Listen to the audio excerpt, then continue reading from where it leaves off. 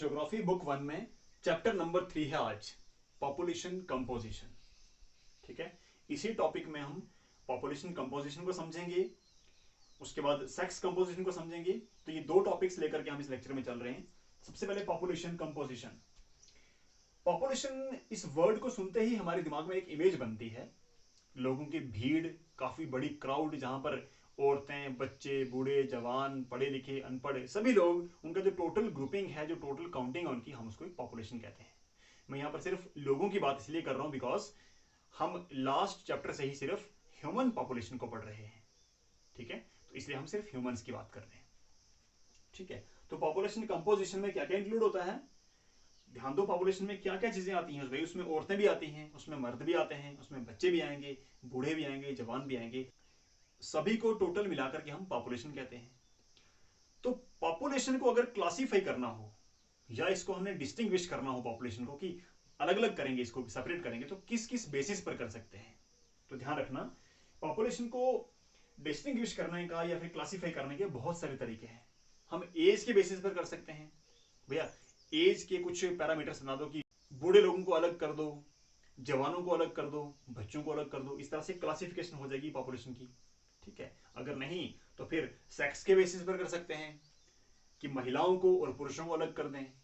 अगर ये भी नहीं तो फिर प्लेसेस ऑफ बर्थ या फिर प्लेस ऑफ लिविंग के अकॉर्डिंग भी कर सकते हैं कि किस जगह पर पॉपुलेशन रह रही है। अमेरिकन को अलग कर दो, इंडियंस को अलग कर दो, उसके बाद एशियंस को अलग कर दो, अफ्रीकन को, इस तरह से हम मतलब प्लेस ऑफ ओरिजिन के बेसिस पर भी डिफ्रेंशिएट या क्लासीफाई कर सकते हैं। ठीक है, इसके अलावा और भी बहुत सारे पैरामीटर्स हैं, जैसे ऑक्यूपेशन के बेसिस पर, एजुकेशन के बेसिस पर, कितने पढ़े लिखे हैं, कितने अनपढ़ हैं, कौन लिटरेट है, कौन इलिटरेट है, कौन हाईली क्वालिफाइड है।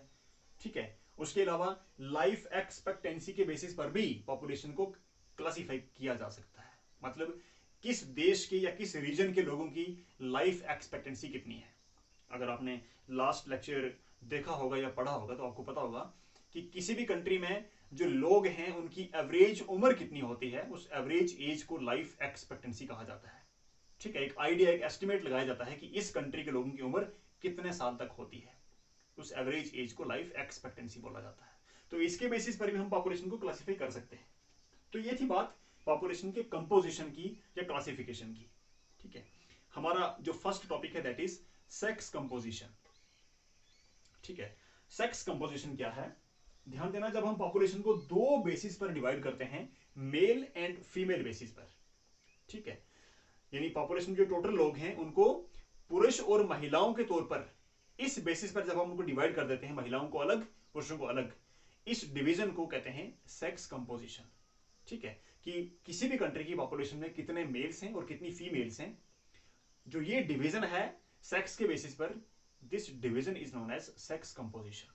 ठीक है, अब सेक्स कंपोजिशन में एक इंपॉर्टेंट टर्म निकल के आती है, सेक्स रेशियो।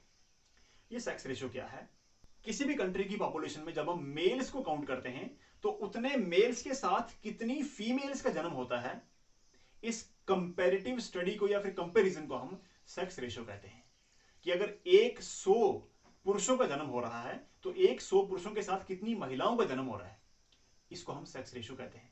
या फिर 1000 पुरुषों के साथ कितनी महिलाओं का जन्म हो रहा है, तो मतलब जो कंपैरेटिव स्टडी है इनकी, हम इसको सेक्स रेशियो कहते हैं।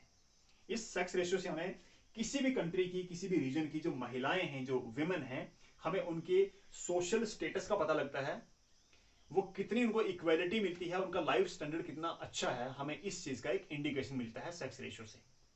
जिन कंट्रीज में सेक्स रेशियो जितनी हाई होती है, ये हाई सेक्स रेशियो और लो सेक्स रेशियो क्या है, आसान भाषा में इसको पहले समझ लो। अगर महिलाएं पुरुषों से कम है तो सेक्स रेशियो कम होगी, अगर महिलाएं पुरुषों से ज्यादा हैं तो सेक्स रेशियो ज्यादा होगी, अगर दोनों बराबर हैं तो सेक्स रेशियो बैलेंस है। समझ गए मेरी बात को, यानी सीधा सा इसका जो वैल्यू का जो लिंक है वो किसके साथ है, द नंबर ऑफ फीमेल्स के साथ है। तो किसी भी कंट्री में अगर सेक्स रेशियो ज्यादा है तो ज्यादा सेक्स रेशियो ये इंडिकेट करते हैं कि वहां की महिलाओं का जो सोशल स्टेटस है वो बहुत ज्यादा अच्छा है, बड़ा रिस्पेक्टेड है। ठीक है, अब ये सेक्स रेशियो को कैलकुलेट करने का जो फॉर्मूला है वो क्या है, आप स्क्रीन पर मेरे साथ देखोगे। इसको दो तरीके से कैलकुलेट किया जाता है। वर्ल्ड में कुछ कंट्रीज ऐसी हैं जो नंबर ऑफ फीमेल्स को नंबर ऑफ मेल्स के साथ डिवाइड करती है। आप यहां पर देखोगे, चलिए नंबर ऑफ फीमेल को नंबर ऑफ मेल के साथ डिवाइड कर देंगे और मल्टीप्लाई बाय 1000 करेंगे। कुछ कंट्रीज ऐसी हैं जो नंबर ऑफ मेल्स को नंबर ऑफ फीमेल्स के साथ डिवाइड करती हैं। अगर बात करें इंडिया की, तो इंडिया में ये वाला फॉर्मूला है number of females upon number of males multiplied by 1000। इस मेथड के साथ, इस फॉर्मूला के साथ इंडिया में सेक्स रेशियो को काउंट किया जाता है। अब अगर वर्ल्ड सेक्स रेशियो की बात की जाए, तो वर्ल्ड में जो सेक्स रेशियो है वो विमेन के फेवर में नहीं है, यानी जो पुरुष हैं वो दुनिया में थोड़े से ज्यादा हैं महिलाओं की तुलना में। ठीक है। अब ये जो लो सेक्स रेशियो है, वर्ल्ड की लगभग 139 कंट्रीज ऐसी हैं जिनमें जो सेक्स रेशियो है वो महिलाओं के फेवर में नहीं है, यानी लो सेक्स रेशियो है। जितने वहां पर पुरुष पैदा होते हैं उतनी महिलाएं पैदा नहीं होती हैं। Sex ratio unfavourable for the women है। तो लो सेक्स रेशियो में अगर कॉजेज की बात करें, तो सबसे पहला जो कॉज है इसका, सबसे पहला जो रीजन है, that is practice of female foeticide. Female foeticide क्या होता है? फिटस कहते हैं उस छोटे बच्चे को जो मां के गर्भ में पल रहा होता है, ग्रो कर रहा होता है। तो जब हम मां के गर्भ के अंदर ही फीमेल चाइल्ड को मार देते हैं, किल कर देते हैं, इस प्रैक्टिस को फीमेल फिटिसाइड कहा जाता है। ठीक है। इस प्रैक्टिस से भी क्या होता है कि महिलाएं कम पैदा होती हैं, तो सेक्स रेशियो लो रहती है। नंबर 2 जो रीजन है, that is female infanticide. Infants कहते हैं 1 साल के कम उम्र के बच्चों को।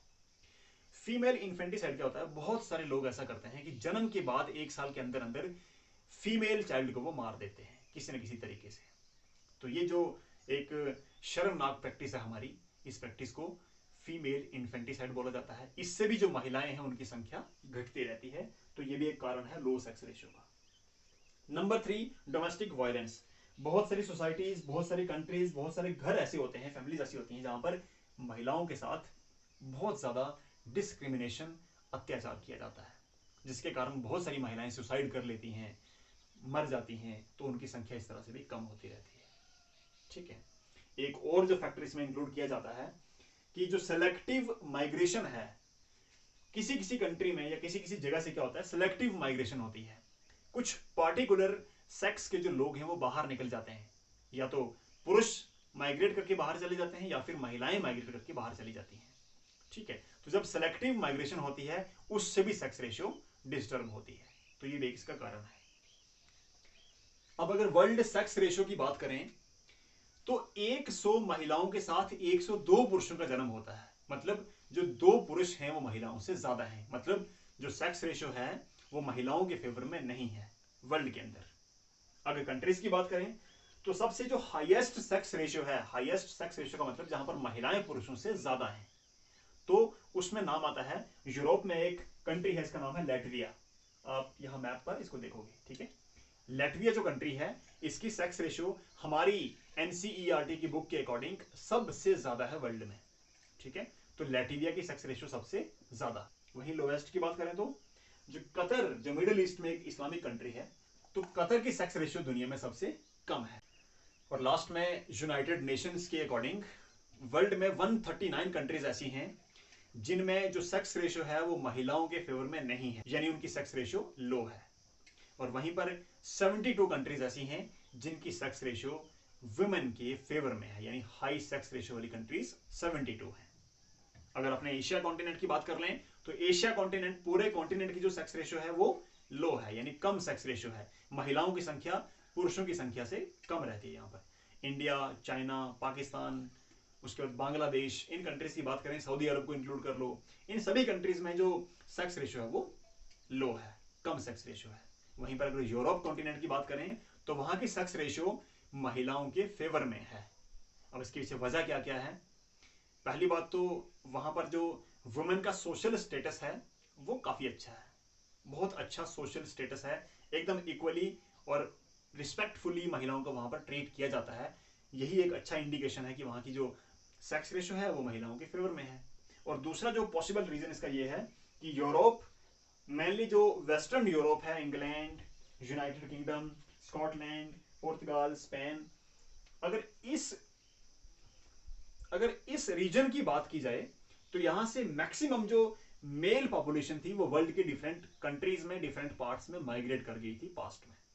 ठीक है। आपको पता है इंडस्ट्रियल रिवोल्यूशन हुई थी, तो हिस्ट्री में क्या हुआ था, मैक्सिमम जो ब्रिटिशर्स थे या फिर जो व्हाइट पीपल थे, उसमें से जो मेल पॉपुलेशन थी वो अलग अलग कंट्रीज, जैसे इंडिया में भी अंग्रेज आए, अफ्रीका में भी अंग्रेज चले गए, ऑस्ट्रेलिया में भी गए, तो जाने वाले मैक्सिमम लोग कौन थे? मेल पॉपुलेशन थी। तो जब मेल्स की पॉपुलेशन वहां से बाहर माइग्रेट हुई तो पीछे जो पॉपुलेशन बची उसमें जो महिलाओं की संख्या थी वो ज्यादा बची, वो ज्यादा प्लस हुई। इस तरह से वहां की जो सेक्स रेशियो है वो फेवरेबल टू द वुमेन है। तो ये थी हमारा टॉपिक, सेक्स रेशियो।